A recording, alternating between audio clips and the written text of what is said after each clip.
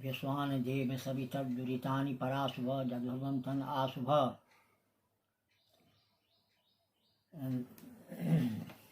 मैं doctor Parman Jha, Sanskrit MA सहायक प्राध्यापक कितान कामास्या संस्कृत महाविद्यालय मोरहिल मधुबनी।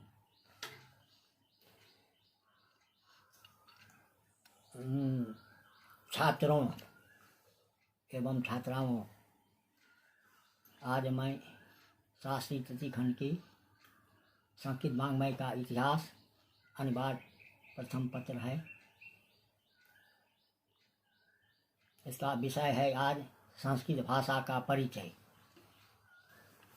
पाठ आगे बढ़ा रहा हूँ।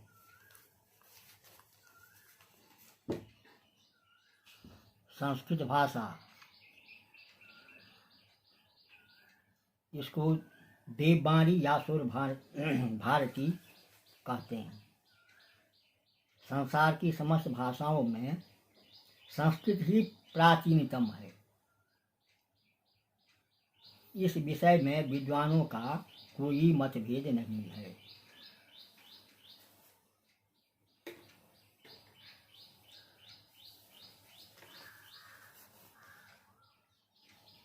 और संसार की समस्त पारस्कृत भाषाओं में संस्कृत प्राचीनतम है।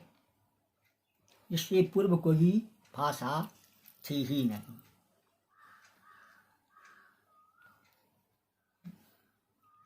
संस्कृत तथा सभ्यता का निर्माण हुआ, उसमें आर्य भाषा और दूसरी है सेमी या सेमेटिक भाषा। आर्य भाषा के अंतर्गत जो विशिष्ट शाखाएं हैं पश्चिमी और पूर्वी।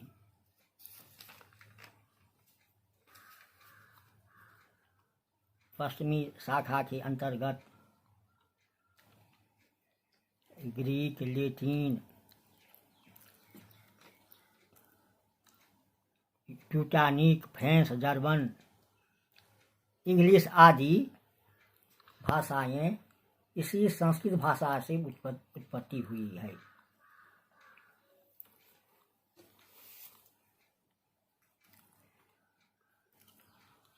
संस्कृत शब्द समपूर्वक त्रि धातु से बना हुआ है, जिसका मौलिक अर्थ है संस्कार की गई भाषा। इसे ब्रह्मकृत भाषा कहते हैं, मतलब ब्रह्मा के मुख से निकली हुई भाषा कहते हैं। इसीलिए इसे जननी कहते हैं। संस्कृत भाषा को जननी इसीलिए कहते हैं।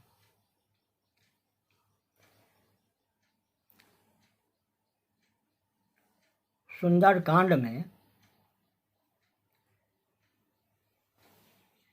हनुमान जी और सीता के वार्तालाप का प्रश्न उठता है। तो बजरंगबली कहते हैं कि यदि मैं सीता से संस्कृत भाषा में वार्तालाप करूँगा तो सीता मुझे द्विज यानी ब्राह्मण समझकर डर जाएगी। इसका सब प्रमाण महाकवि दंडी का काव्यादर्श है, उससे सिद्ध होता है। तथा संस्कृतम नाम देवी बागवान वा ख्याता महर्षिभिः, ऐसे आया है। और महर्षि वाल्मीकि के रामायण में भी ऐसा आया है, यथा यदि वाचाम पदाक्ष्याम द्विजातिरिव संस्कृताम रावणम मन्यमाना माम सीता भीता भविष्यति। सुंदरकांड में है। तो संस्कृत भाषा पूर्व से ही चली आ रही है।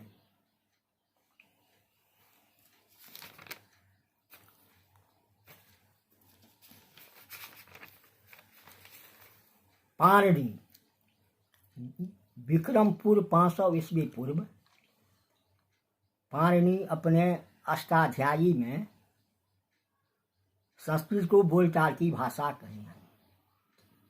क्या पाणिनि सबसे बड़े वैयाकरण है। 8 अध्यायों में अष्टाध्यायी के नाम से विख्यात है संसार में। पाणिनि भी संस्कृत भाषा को बहुत पूर्व से चली आने वाली भाषा कहते हैं।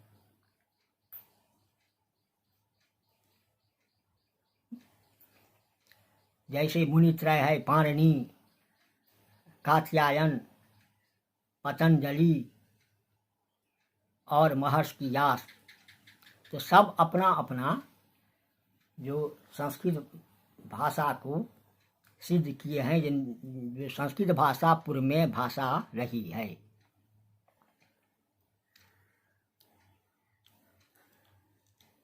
महर्षि पाणिनि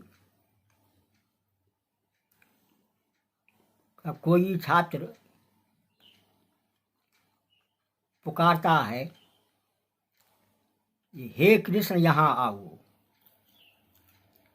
तो हे कृष्ण अत्र आगच्छ, इसी प्रकार आशीर्वाद कोई छात्र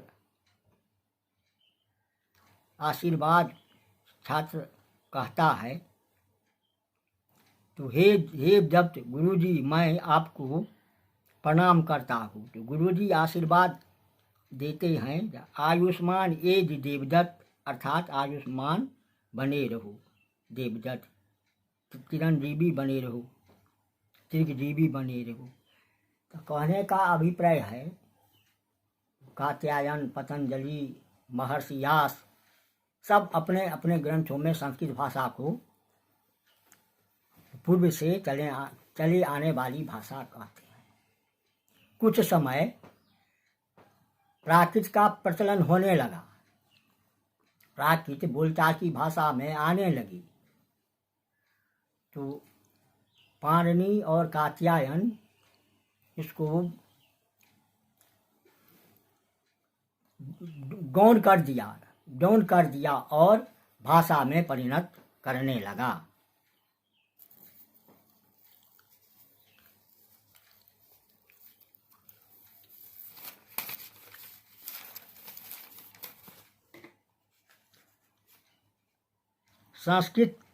यह संस्कृत भाषा वाल्मीकि रामायण से चले आने वाली परंपरा की अनुसरण है, क्योंकि लोक व्यवहार में प्रचलित भाषा के रूप में प्राकृत का उदय वाल्मीकि युग की घटना है। इसका अनुमान हनुमान जी के पूर्वोक्त निर्देश से स्पष्ट सिद्ध होता है। संस्कृत भाषा के 2 रूप हमारे सामने प्रस्तुत होते हैं, जैसे वेद की तथा लोक की, वेद भाषा और लोक भाषा।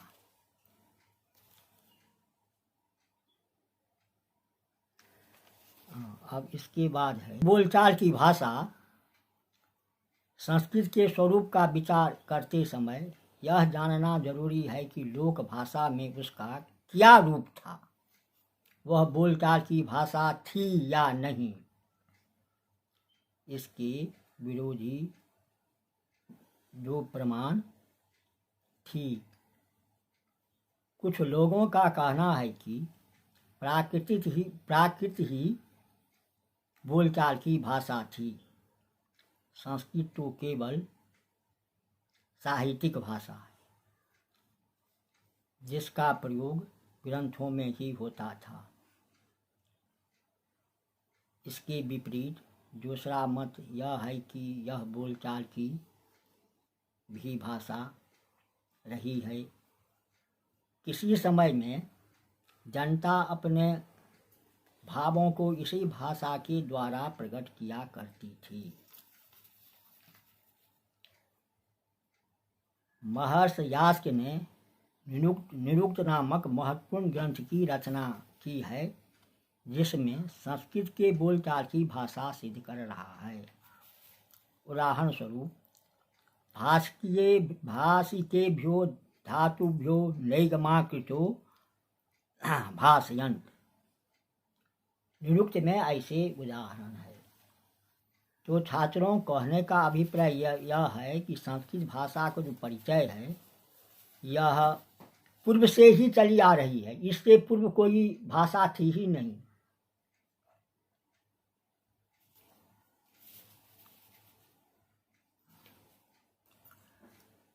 संस्कृत भाषा का साहित्य की महत्व सर्वोपरि रही है।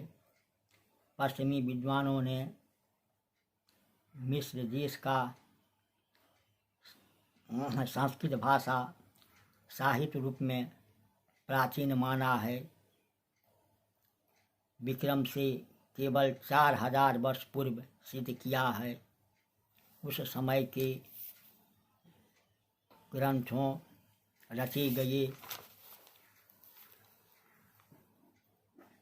जैसे ब्राह्मण आरण्यक की रचना हुई, इसी समय में उपनिषदों की। तो इसी संस्कृत भाषा से रामायण, महाभारत और पुराणों का विस्तार हुआ। तब उससे काव्य, नाटक, गद्य, पद्य, चंपू कथा, आख्यायिका, स्मृति और तंत्र का निर्माण हुआ।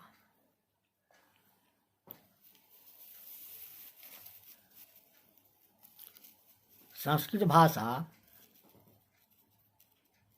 मानव जीवन के लिए 4 पुरुषार्थ धर्म, अर्थ, काम, मोक्ष का विस्तार से विवेचन हुआ है। संस्कृत भाषा में धर्म ग्रंथों का बहुमूल्य है। धार्मिक दृष्टि से संस्कृत भाषा विशेष गौरव रखता है।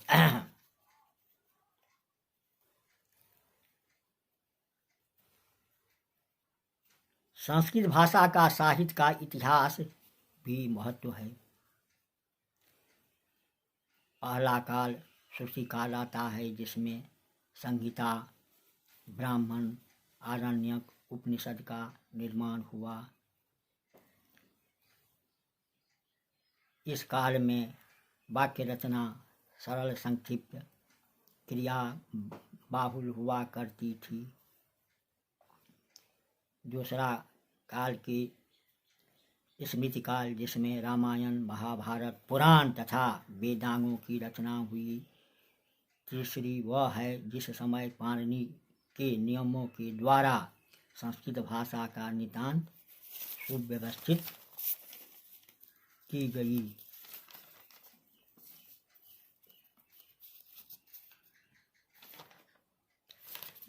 धीरे धीरे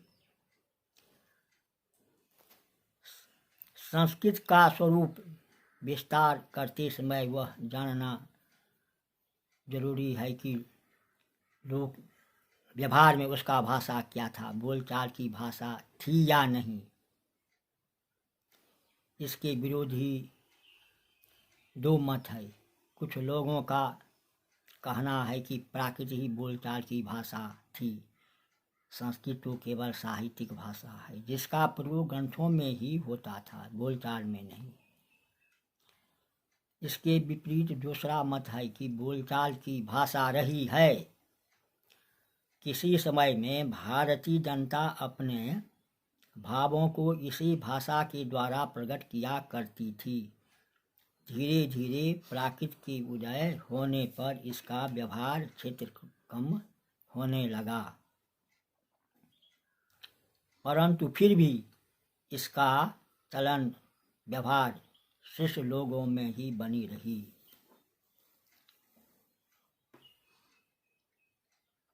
महर्षि यास्क ने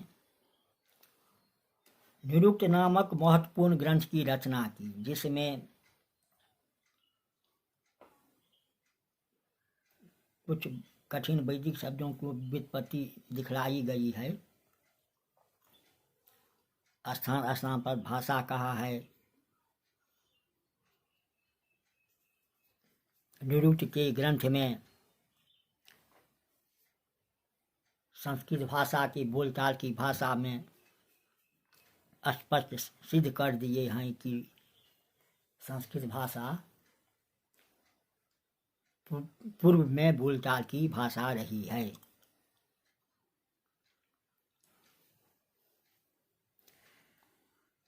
विक्रम पूर्व द्वितीय शतक में महर्षि पतंजलि ने अष्टाध्यायी के ऊपर भाष्य लिखा, जो इतना सुंदर उपादेय तथा प्रामाणिक है कि उसे भाभाष्य के नाम से पुकारते हैं। लौकिक संस्कृत के कर्ता धर्ता ये तीन मुनि है, जिनके कारण व्याकरण मुनि त्रय के नाम से विख्यात है। संस्कृत भाषा परिचय से यह सिद्ध होता है कि संस्कृत भाषा को रथ हाँकने वाला समझे और बोले उसे बोलचाल की भाषा न कहना महान अपराध होगा। मुहावरों से तो भाष्य भरा पड़ा है। उन मुहावरों से जिनका प्रयोग हमारी ग्रामीण बोलियों में आज तक भी विद्यमान है।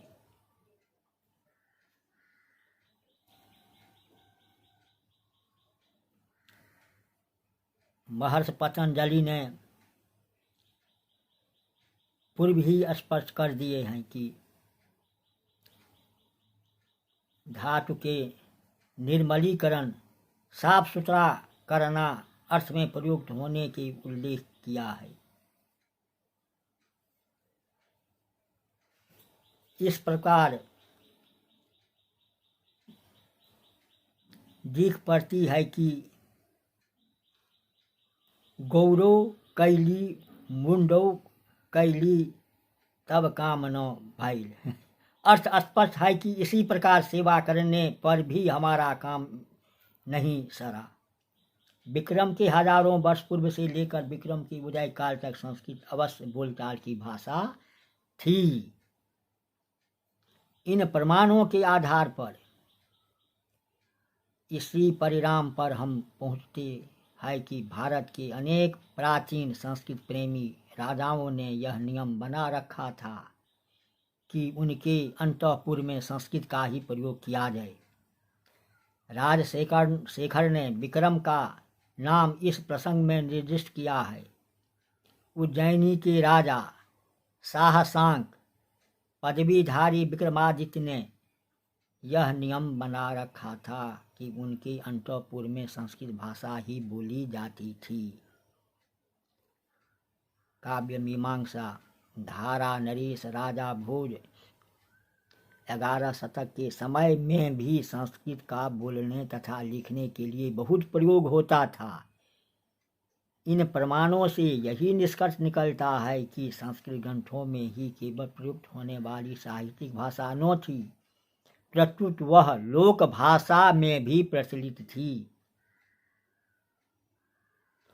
यद्यपि लोक शब्द से हम साधारण जनता न समझकर फिर शिष्य लोक ही मानते हैं। संस्कृत साहित्य का इतिहास अनेक विभागों में बांटा गया है।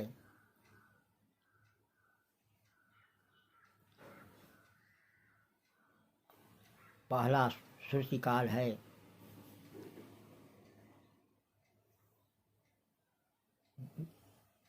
तीसरा वह है कि जिस समय पाणिनि के नियमों का द्वारा भाषा नितांत सुव्यवस्थित की गई काव्य नाटकों की रचना होने लगी।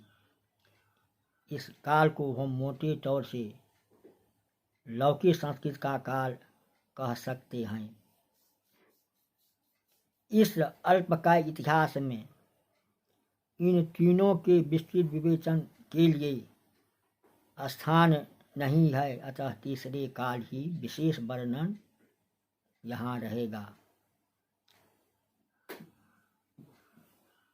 विषय वस्तु की पूर्ति के निमित्त पूर्व काल के संस्कृत साहित्य का सामान्य परिचय पूर्ण संतोषजनक जान पड़ता है।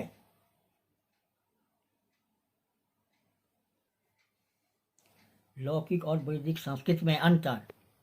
अकारांत पुल्लिंग शब्दों का प्रमाण बहुवचन रूप असस और अस दो प्रत्ययों को जोड़ने से बनता है, जैसे ब्राह्मणास तथा ब्राह्मण। लौकिक संस्कृत में केवल अंतिम रूप ही ग्राह्य है। दूसरा, अकारांत शब्दों का तृतीया बहुवचन में दो प्रकार का होता है, देवी भी तथा देवी। लौकिक संस्कृत में अंतिम रूप ग्राह्य है। अकारांत शब्दों का प्रथमा द्विवचन आ प्रत्यय की जुग से और इकारांत स्त्रीलिंग शब्दों का तृतीया एक वचन में ई प्रत्यय की जुग से बनता है, जैसे अश्विना अश्विनो।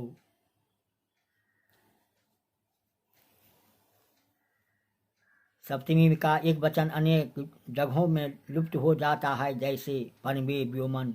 लौकिक संस्कृत में है व्योमनी या व्योमनी। अकारांत नपुंसक शब्दों का बहुवचन आ तथा आनि दो प्रत्ययों के योग से बनता है, जैसे अश्विनी अद्भुता। लौकिक संस्कृत में अद्भुतानि होगा। क्रियापदों में उत्तम पुरुष बहुवचन वर्तमान काल मसी प्रत्यय के योग से बनता है, मणि मसी। द्यवि द्यवि। लौकिक संस्कृत मीनी मह। लोट लकार आज्ञा मध्यम पुरुष बहुवचन की प्रत्यय है, तो तन थन तत्, जैसे सुनोत सुनोतन। तो इस प्रकार उपयुक्त विश्लेषणों से सिद्ध होता है कि संस्कृत भाषा का परिचय बहुत नितांत आवश्यक है और संस्कृत भाषा पूर्व से ही चली आ रही है। जितने भी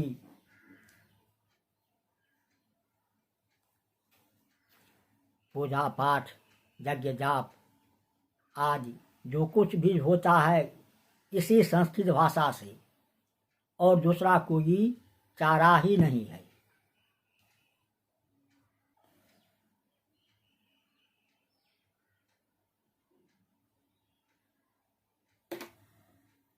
तो छात्रों, आज मैंने संस्कृत भाषा के परिचय पर जो कुछ कहा उसे ध्यान देना है। लिटरेचर पेपर है, सब बगैर अध्ययन करने से होगा ही नहीं। और इस लॉकडाउन के तहत अपना अध्ययन करना है, सामाजिक दूरी बनाना है और समाज में दूसरों को सलाह देना है।